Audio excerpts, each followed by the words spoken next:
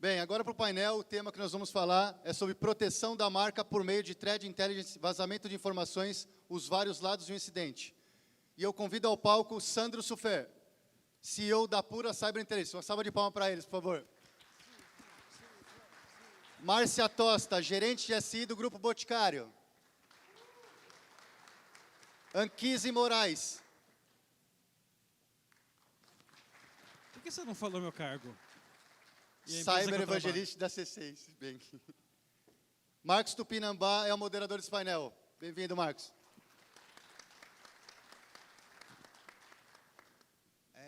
Bom dia a todos. Então, nós vamos falar um pouquinho da importância da marca e do Threat Intelligence. São temas bem atuais, são temas importantes, né, e que não podem ser esquecidos, né? A questão da marca, muitas vezes nós pensamos como, a questão de vazamentos, nós pensamos quanto a vazamentos de dados pessoais. Dados pessoais fica bem claro, todo mundo tem essa ideia, lembra, toda vez que a gente fala de vazamento, né? Mas eu queria pedir aqui para a Márcia falar um pouquinho sobre a importância da marca como um todo. Não apenas pensando em dados pessoais. Como que uma ameaça ou mesmo algum incidente pode prejudicar uma marca? Bom, começando a falar um pouquinho sobre marca, né? A marca é a sua reputação, a marca é quem você é no mundo.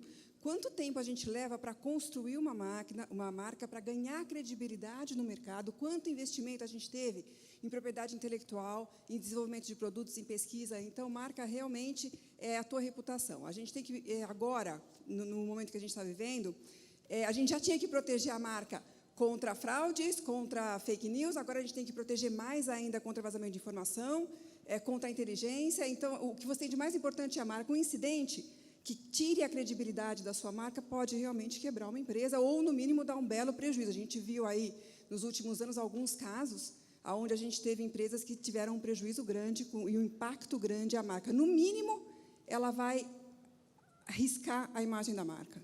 Sim, é algo nunca esquecido, né? Nós ali em cima estávamos conversando sobre o painel e uma coisa interessante é que nós lembramos vários casos com nomes de empresas, que lógico que nós não falaremos aqui, mas nós lembramos vários casos. Então, os nomes não são esquecidos. Para sempre nós lembramos daqueles eventos, né? Agora, é importante que a gente pensa numa grande empresa, a gente tem vazamentos aí, que grandes empresas foram vítimas e que, seja por dependência dos consumidores, ou seja, eles não têm como fugir daquela empresa, ou uma empresa que está muito sólida no mercado, ou ainda uma empresa que consiga refazer a sua imagem, né, até com o compromisso de cuidar melhor, ela consegue sair um pouco, né, se salvar um pouco desse incidente. Mas e numa pequena e média empresa, qual seria o efeito disso? Quem gostaria de falar? Eu acredito que a preparação para qualquer tipo de problema, né, que é uma empresa, uma crise, ela é muito mais fácil, muito mais comum numa grande empresa. Isso não é diferente para a questão de incidente de segurança, né? Certamente uma pequena ou média empresa, ou então uma empresa nova, né? Algumas empresas, inclusive do próprio setor financeiro que nós temos no mundo inteiro, que talvez não tenham uma estrutura tão grande de gestão de crises como um todo, tem mais dificuldade de reagir, né, e de responder a um problema de uma forma efetiva, e isso afeta a marca. E claro que isso também vai afetar, vai variar muito de acordo com qual que é a vertical que a empresa trabalha, né? Obviamente, uma empresa do setor financeiro, uma empresa do setor de seguros, a confiança é uma coisa muito forte, né? Então, talvez isso é uma coisa já comum e já pensada por várias empresas de setores que são mais sensíveis. Imagina um vazamento de informações ou um incidente sério acontecendo num órgão de defesa, por exemplo. É uma coisa que a resposta tem que ser imediata, né, e muito bem elaborada. Por outro lado, as empresas pequenas ou empresas novas não têm essa organização ainda tão bem feita. Por outro lado, a gente sabe que no Brasil já teve até alguns painéis sobre isso, né? Todas as empresas em breve vão estar sujeitas à LGPD, né, que foi sancionado esse ano e em 2020 vai passar a valer. Então, está sujeito até 2% de multa do faturamento anual ou até o limite de 50 milhões de reais, é uma coisa que, sem dúvida, afeta qualquer empresa, independente de vertical. Então, essa mentalidade talvez tenha que mudar. Não é aquela coisa, não, eu não trabalho com dinheiro dos outros, eu só tenho um produto que eu vendo pela internet, então eu estou talvez mais tranquilo em relação a isso. Tem que se preparar melhor. Na verdade, uma coisa que a gente não pode esquecer, na minha opinião, é que existem diversas responsabilidades. E sim, a LGPD vai trazer novas responsabilidades, mas existe a responsabilidade perante investidores, perante a sociedade, perante os clientes, perante os funcionários da empresa, inclusive, porque eles dependem da continuidade dela para manter os seus empregos, né? Como que esse ambiente todo ele pode ser gerenciado e como que o Threat Intelligence pode ajudar nisso? Posso? Eu acredito muito que o papel do Threat Intelligence é o papel preditivo, né? Você se adiantar às novas ameaças, ou seja, a partir do momento que a gente consegue monitorar o ambiente, monitorar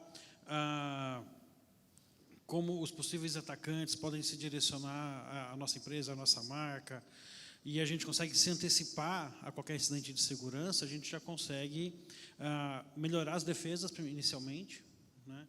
Se preparar para um caso de um incidente, você sabendo que agora surgiu um novo tipo de ataque, ou uma estratégia nova de ataque que foi utilizada no concorrente seu, ou no Brasil ou em outro país, você consegue se adaptar rapidamente para se proteger, para que você não seja a próxima vítima. Então, a partir do momento que você consegue se antecipar aos ataques, você consegue melhorar as defesas, você consegue até, por exemplo, melhorar a contramedida, ou seja, a gente tem indícios de que, por exemplo, teve um vazamento de informação, a gente já começa a se preparar para, se realmente for verdade, você ter todo um batalhão de pessoas aptos a responder isso daí. Então, a Threat Intelligence permite muito a gente se antecipar a esses incidentes. Uma coisa, o Sandro vai falar mais sobre isso, mas uma coisa importante é entender também, eu acho que todos os senhores sabem, mas não, vale a pena reforçar, para que serve a inteligência, afinal? Né? A inteligência tem que levar a uma decisão mais apurada. Essa é a primeira coisa, né? Então, muitas vezes você tem grandes ferramentas de inteligência, mas não tem alguém vai lá e fala, não, isso é fantástico, isso mostra isso, aquilo outro. E aí não tem ninguém para analisar essas ferramentas. É importante pensar também no entorno da ferramenta. Ou seja, você vai lá e tem uma ferramenta de inteligência que vai te trazer grandes resultados, mas qual a política interna da empresa de reação? Quando tiver algum tipo de incidente, como ele vai ser tratado? Né? Qual a cadeia de informação da empresa? E digo mais, não precisa ir muito longe, diversas empresas, quase todas, produzem toneladas de logs todos os dias.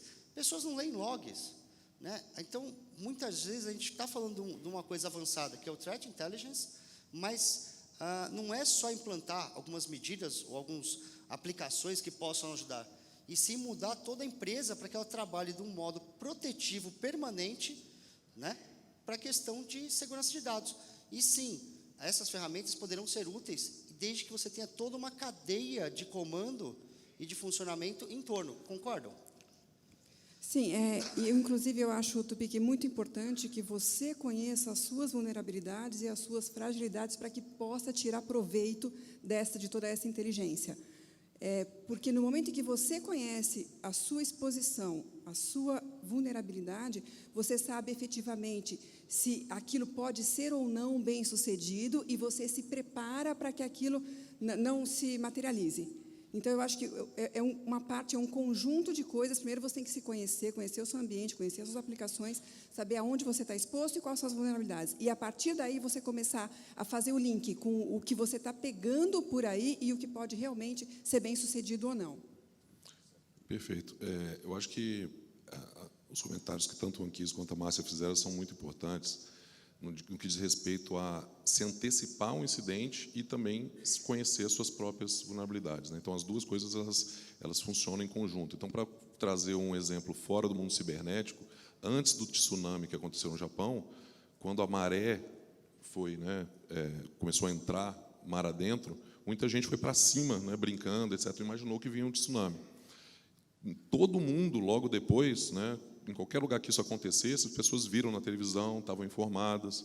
Se você tiver com uma criança na praia e o mar começar a entrar, né, a maré começar a descer de uma forma muito grande, você sobe para algum lugar bem alto que vem tsunami. Então, o Threat Intelligence, como o próprio Anquises comentou, ele traz a possibilidade de você conhecer as ameaças antes que elas aconteçam com você, né? Então, é um termo em inglês de Early Warning System, né, um sistema de aviso antecipado, digamos assim, e claro que é necessário conhecer bem. Então, isso pode acontecer tanto em nível estratégico, então, olha, no caso do tsunami que eu mencionei, né, fora do cyber, é bom divulgar essa informação nos lugares onde é possível haver tsunami. No nível cyber, há muito tempo, há mais de 3 anos, tem havido várias campanhas, né, focadas de grupos específicos, né, do leste europeu a bancos na América Latina, né. O Brasil ainda não foi alvo disso especificamente, mas aconteceu em vários outros países da América Latina. No Equador aconteceu, no México aconteceu. Quer dizer, saber detalhes disso é fundamental. Aí já é um nível tático, né, não é mais estratégico. Qual que é o detalhe? Quais são as ferramentas que eles utilizam, de que forma? Isso pode chegar no nível operacional, que é no nível de indicadores. Ah, não, tudo bem, que tipo de ferramenta ele utiliza, que tipo de pacote vai na rede, eu tenho uma regra para detectar isso, que tipo de indicador de comprometimento, que tipo de comunicação com o comando e controle ele comunica. Então, são níveis diferentes que podem fornecer informações para níveis diferentes dentro da empresa. O pessoal ali do SOC vai ter um nível operacional, o pessoal talvez de gestão de segurança vai ter um nível tático. E, obviamente, o board precisa ter a visão estratégica. Então, acho que realmente é uma forma completa, né, de enxergar esse problema. Qual a velocidade dessa informação interna? Qual a importância da velocidade? Porque quando você tiver um incidente, ou estiver muito próximo, né, e você trabalhou com antecipação, qual a velocidade que isso deve atingir os vários atores na empresa? Como que tem que funcionar isso internamente, na opinião de vocês? Bom, eu acho que você tem que estar estruturado com um plano de crise, né? Você tem que conhecer, você tem que primeiro estudar a que você está exposto, deve desenhar isso por torres, né? Quais são os tipos de incidentes que você está sujeito, que um dia podem acontecer, e a partir dali colocar quais são os atores envolvidos em cada tipo de incidente, e o plano está montado. Isso tem que ser preventivo, isso tem que estar pronto, em caso de ocorrência, você só executa. Todo mundo tem que saber qual é o seu papel.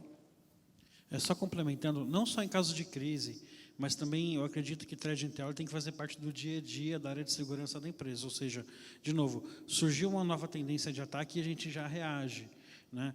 Não precisa esperar o ataque chegar até nós, vamos já levantar nossas defesas. Ou pegando alguns exemplos bem simples, né? Saiu um vazamento de dados da padaria da esquina.com. Qual é o trabalho que eu tenho de pegar essa base que vazou, né, procurar cadastros de usuários da minha empresa, fulano de tal, @minhaempresa.com.br, né, e lá tem um usuário da minha empresa e a senha.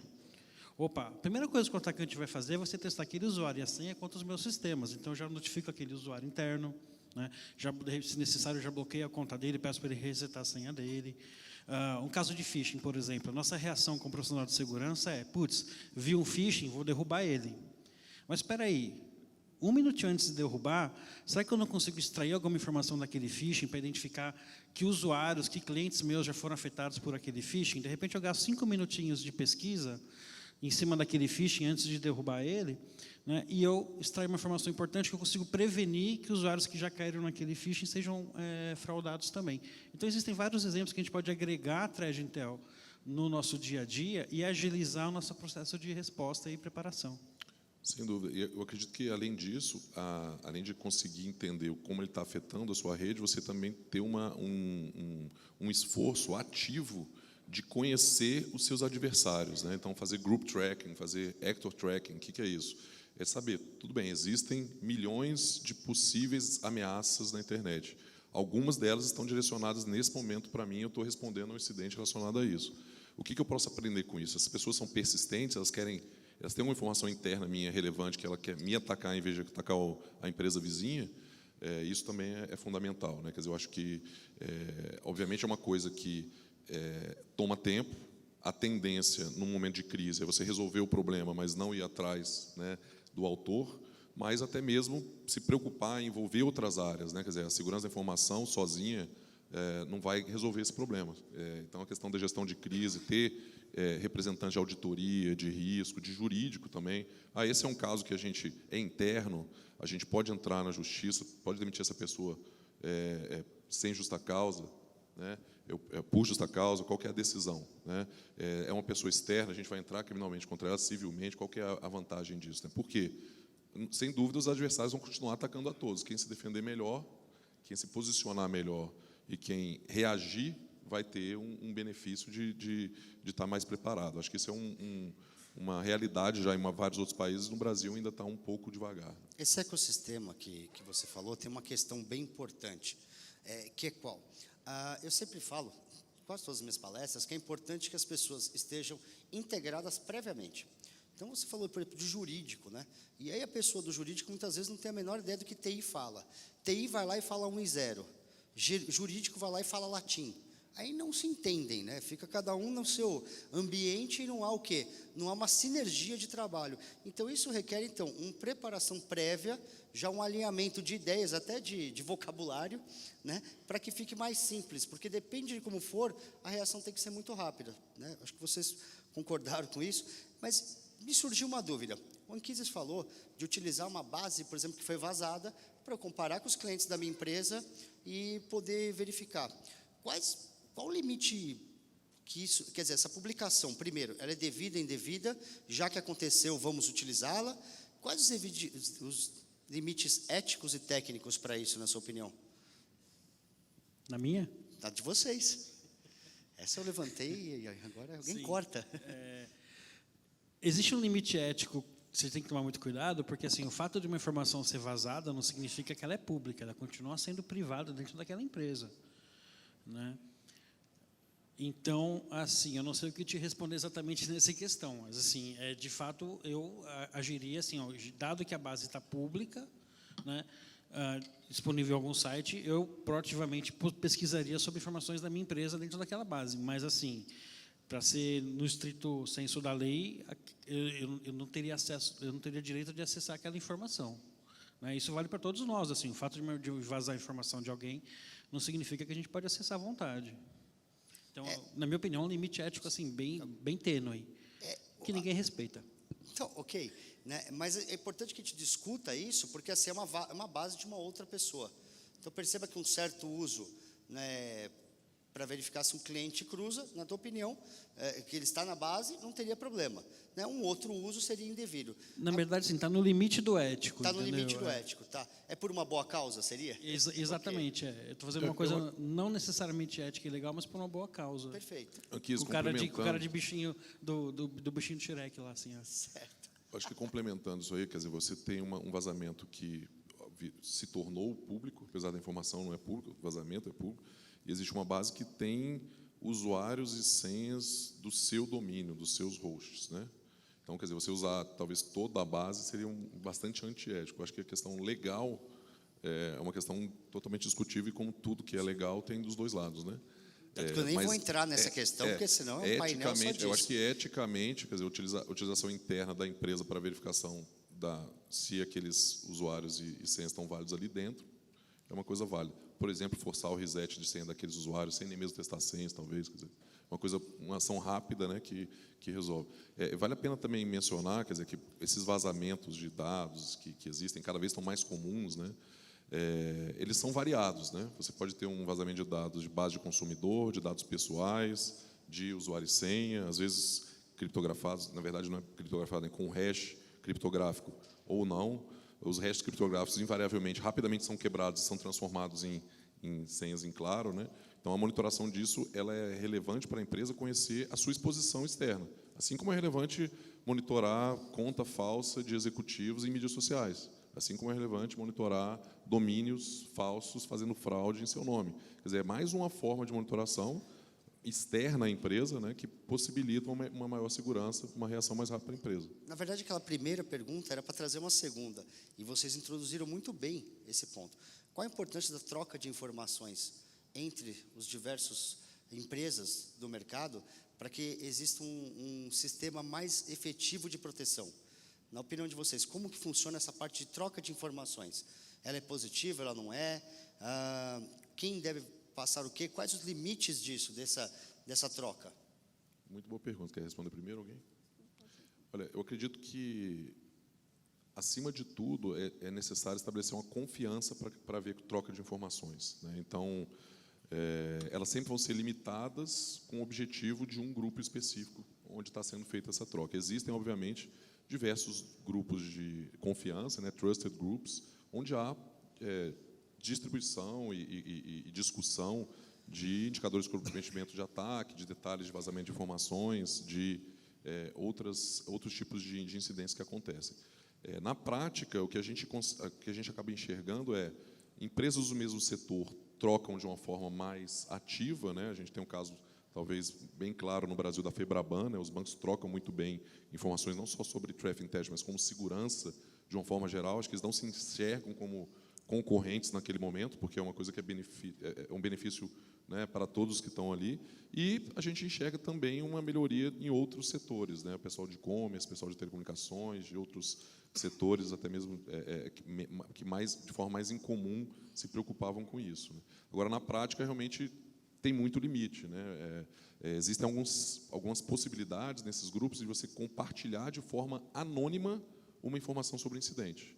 Então, não é tão complexo de pensar uma plataforma em que você, além de poder falar, olha, eu sou o Sandro da empresa Acme, eu sou o anônimo da empresa X, né, desconhecida, e eu estou vendo um ataque específico com esse procedimento, explorando essa vulnerabilidade, comunicando com esse IP, etc. Então, a troca de informações ela é muito útil porque ela pode anteceder a um incidente que vai acontecer na sua empresa. Então, você fecha aquela vulnerabilidade antes, você detecta a comunicação antes de ter vazado os dados, quer dizer, é realmente eficiente para você ter uma resposta mais rápida.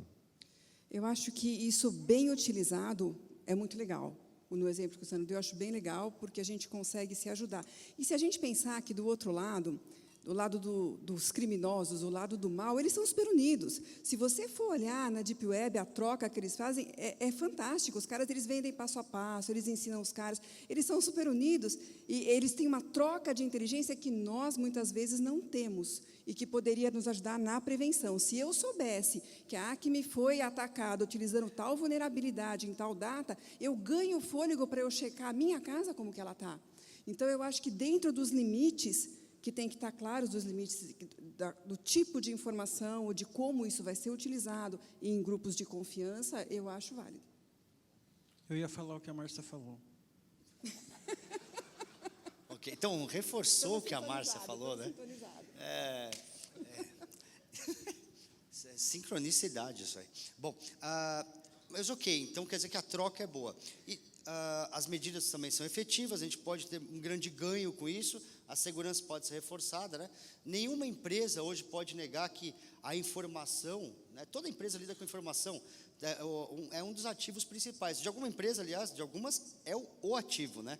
Mas de todas as empresas é um ativo muito importante a informação.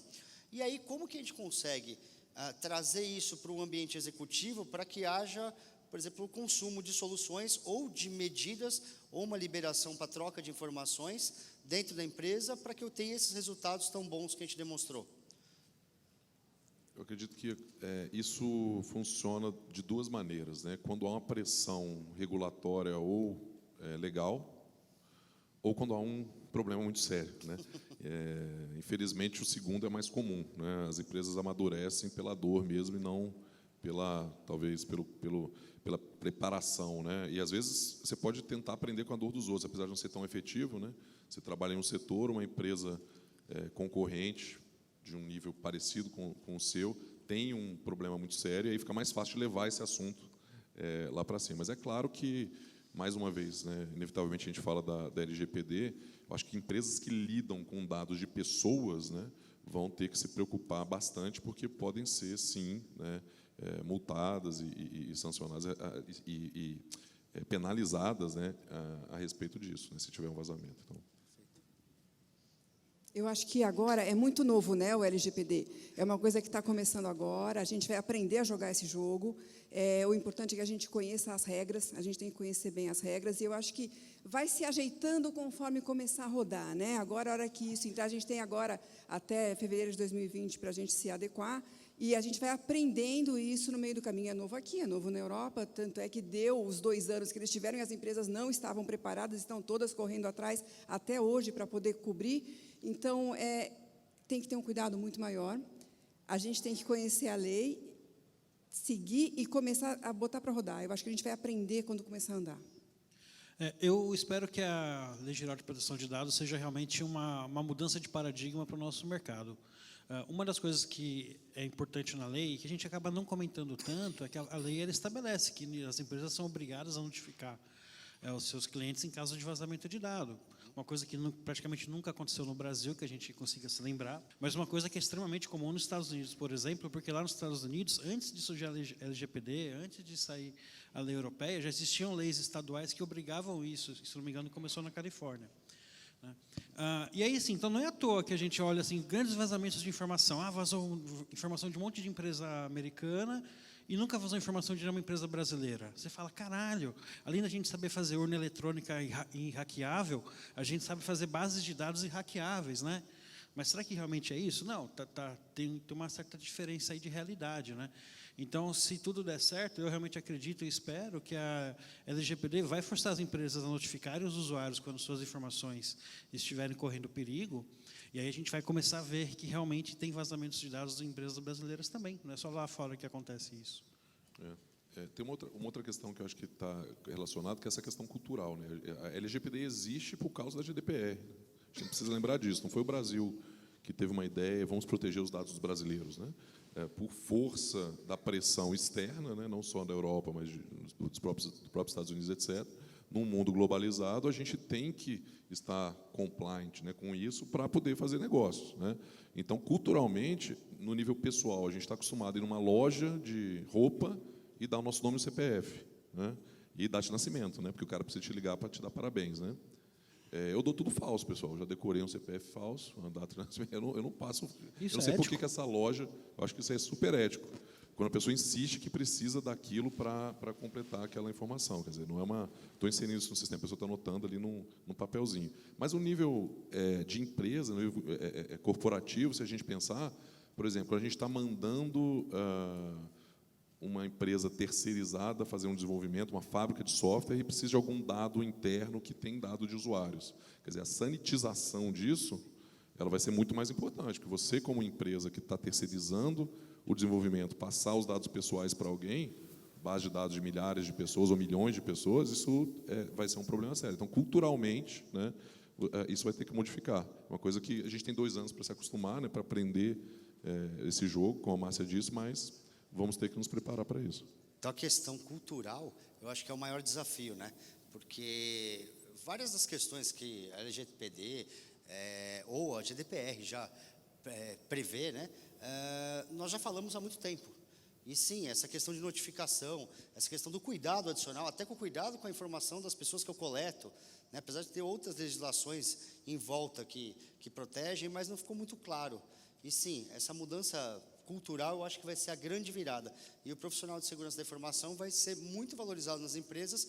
Por quê? Porque vai custar caro não obedecer aos princípios de segurança da informação.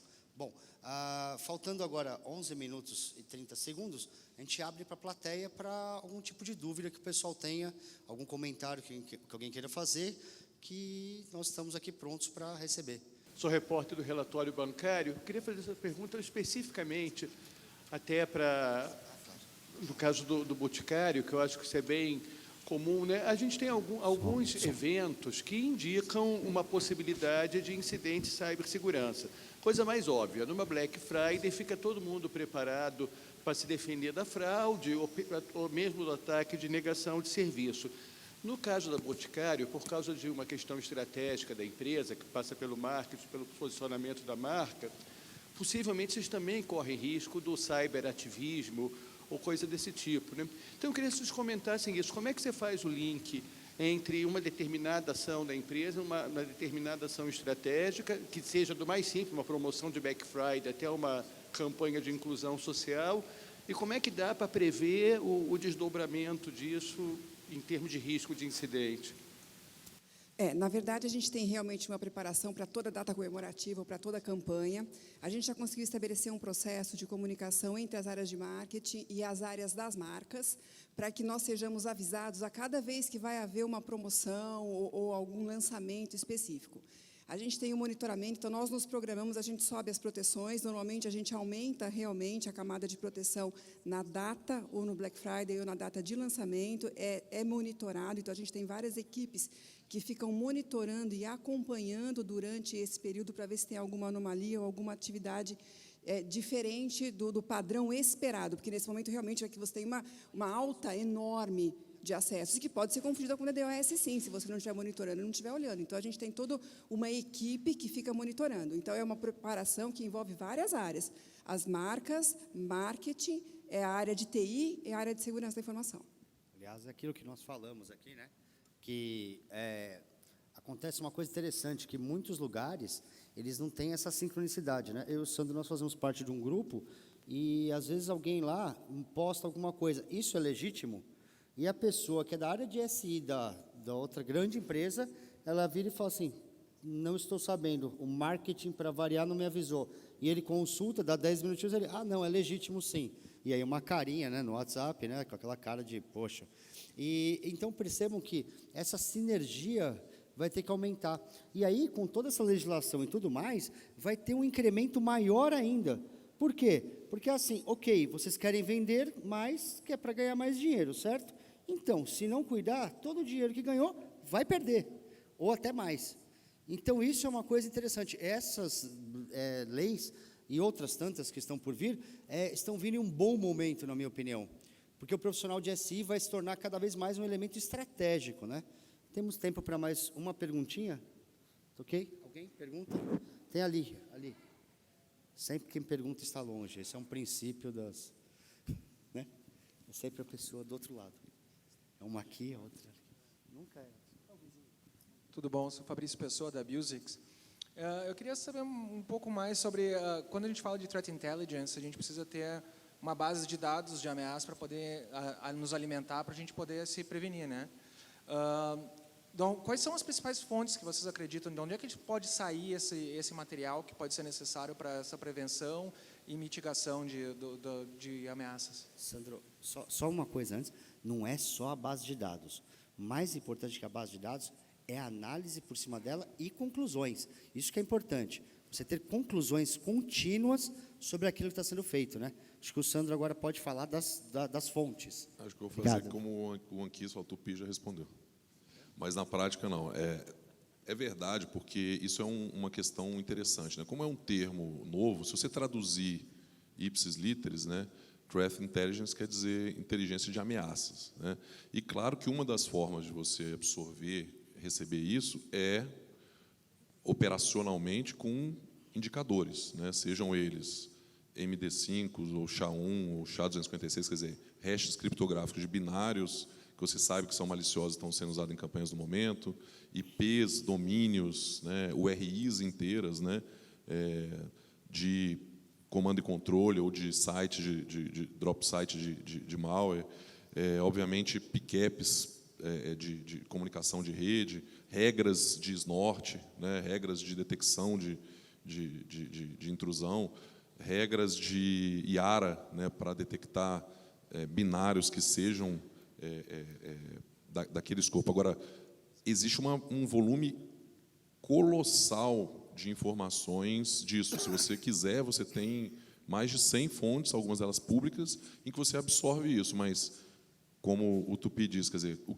que isso está relacionado aos seus sistemas internos, como você vai monitorar isso dentro, qual é a utilidade disso?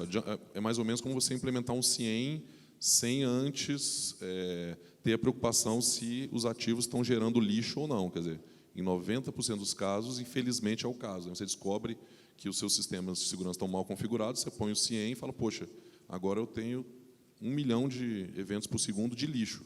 Então, vou ter que voltar atrás e fazer um trabalho que eu deveria ter feito de configurar isso direito. Infelizmente, em Threat Intel, isso é verdade, mas é claro que existem fontes e fontes. Então, nem para todas as empresas não é o mesmo caso. Nem todo mundo vai gostar das mesmas fontes, vai depender do uso que elas vão fazer, etc.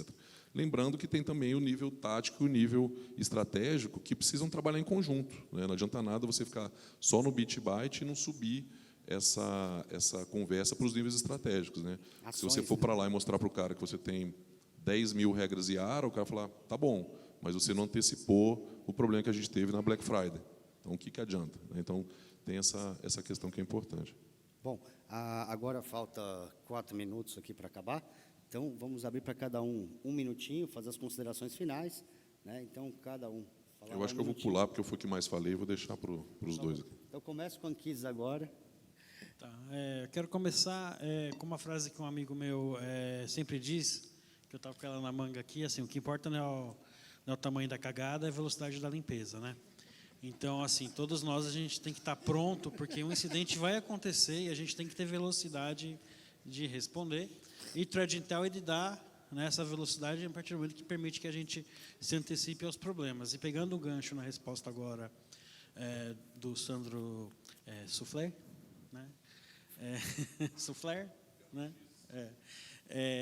O mais importante de tudo é o processo, ou seja, a gente tem que ter capacidade de coleta, e para isso existe muita fonte pública que a gente consegue coletar, nós mesmos podemos desenvolver nossa capacidade de coleta, várias empresas de mercado que oferecem esse serviço de investigação e de te dar feeds também, então você consegue fazer uma mescla de fontes públicas com fontes que você coleta, com fontes de empresas especializadas de mercado, mas você tem que jogar tudo isso e fazer uma triagem, né?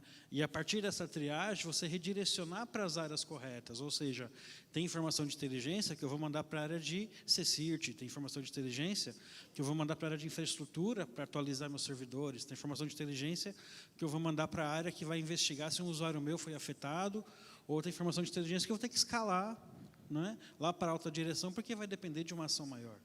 Então, a gente tem que ter toda essa cadeia preparada. Não adianta só fazer a coleta se eu não souber o que fazer com a tonelada de informações que eu vou gerar com isso. Márcia, um minutinho. Bom, eu concordo. O importante é a gente conhecer o nosso ambiente, a gente conhecer a informação que a gente tem sob nossa custódia, porque nós somos responsáveis pela guarda dessa informação. Nesses novos tempos, figuras novas estão surgindo, né? Com a nova lei, a gente tem a figura do DPO, que no Brasil é encarregado de dados, que é uma figura nova também, que a gente vai ter que entender exatamente como é que ele funciona, os limites de responsabilidade que ele terá ou não. É uma grande oportunidade para a gente, para nós, profissionais de segurança da informação. Lembrando, gente, que assim, quando a gente falou de cinto de segurança, todo mundo sabia que tinha que usar. Quando é que a gente começou a usar? Quando começou a pagar multa por isso. Então, culturalmente, no Brasil, realmente a gente precisa de um empurrãozinho para fazer isso. Eu acho que a gente tem que enxergar isso como uma oportunidade para a gente de crescimento, tanto de conhecimento da nossa casa, como de conhecimento geral do nosso ambiente de Brasil, né? Eu vejo com olhos positivos e mãos à obra. Vamos lá, vamos usar a inteligência que a gente tem, vamos saber separar o que realmente é inteligência que traz valor para a gente, que vai ajudar no nosso trabalho. E a gente vai aprender isso muito rapidamente. Sandro? Eu concordo com as colocações finais que foram feitas. Na prática, talvez adicionando, voltando a falar da questão do conheça os seus inimigos, né? Eu acho que isso é muito importante. Além da questão do incidente específico, do IOC, da fonte, das informações técnicas, ter um conhecimento de técnicas, táticas e procedimentos, né, os TTPs, né, dos adversários é fundamental. E é isso que vai te colocar numa posição de vantagem, né, comparado com o que você tinha antes. Porque você pode fazer tudo certo, e se você não tiver esse conhecimento, né, obviamente antes conhecendo você mesmo, mas depois conhecendo os adversários, você não vai adiantar nada, né? Quer dizer, você vai acabar tendo um esforço muito grande e os incidentes vão ser muito sérios. Acho que essa questão do escatológica que foi colocada pelo Anquises aqui foi bem interessante, que isso, de fato, em você conhecendo, inevitavelmente vai acontecer incidente. Quer dizer, na prática, se você não está respondendo a incidentes, sejam eles ligados à fraude, sejam eles ligados a vazamento de informação, sejam eles ligados à invasão de sistema, é porque você não está vendo, eles estão acontecendo. Se você tem uma empresa com mais de 100 computadores, todos os mundo nessa sala têm, vocês estão sendo atacados hoje, né? Então, essa eu acho que é uma mensagem final importante. A visibilidade disso, tanto interna quanto externa, é importante. Tem um último detalhe que eu acho que é importante nós falarmos, é que, assim, quanto mais ações positivas você tiver para proteger a tua empresa, a tua marca, e mesmo a questão das informações, né, da sua empresa, mesmo que ocorra um incidente, você pode demonstrar que você tomou as medidas necessárias. Então, até para isso, as medidas de Threat Intelligence são úteis. Então, eu agradeço a todos. Ô, Marcos, deixa eu só fazer uma questão, Puta, desculpa te susto, interromper, quase, cara, perdão. É bem esse ponto aí. Quando a gente fala de marca, né, normalmente um jovem que está estudando, ele copia parte de um texto lá e acaba respondendo por plágio. para vocês é uma tuitada, tá? Uma única para a gente encerrar mesmo a pessoa. No seu ponto de vista, quando uma empresa detecta que tem uma marca, uma frase, alguma coisa em algum lugar que não deveria estar, qual é o tempo de takedown? Vocês acham que prefere pegar o advogado dentro da empresa ou vocês contratam uma empresa terceira para fazer o takedown sobre isso? Então, na verdade, depende do grau de conhecimento desse advogado. Porque, por exemplo, eu vejo muitos advogados, não desmerecendo, na área bancária. Eles são ótimos em questão de contratos, em questão de negociações com os trabalhadores até, né, parte trabalhista e tal, mas é difícil alguém que lide, ou, por exemplo, com a parte de direito autoral. Se pegar um pessoal da área imobiliária, a mesma coisa. Então, você tem pessoas especializadas, outras não. Nessa, tem uma questão a mais. Além de você ter a questão do fair use, ou seja, estou usando, não estou, está correto, não está, até quando está correto, tem a questão também do especialista na área digital. Então, eu acredito que, exceto se ele formar um time ou alguém muito bom ali, né, é interessante consultar alguém externamente. Por quê? Porque a resposta vai ser mais rápida. Na internet, só para fechar, na internet, como todos sabem, o maior segredo é o quê? Responder rapidamente. Como o Anquises até falou de uma forma, como é que é? Escatológica, né? Mas como o Anquises até falou, mas o importante é que a resposta seja efetiva, rápida e que cesse o malefício à empresa, cesse a violação. Então, às vezes, um externo vai ajudar muito bem. Então, obrigado, viu? Obrigado, senhores, pela atenção. Uma salva de palmas aí, pessoal. Obrigado.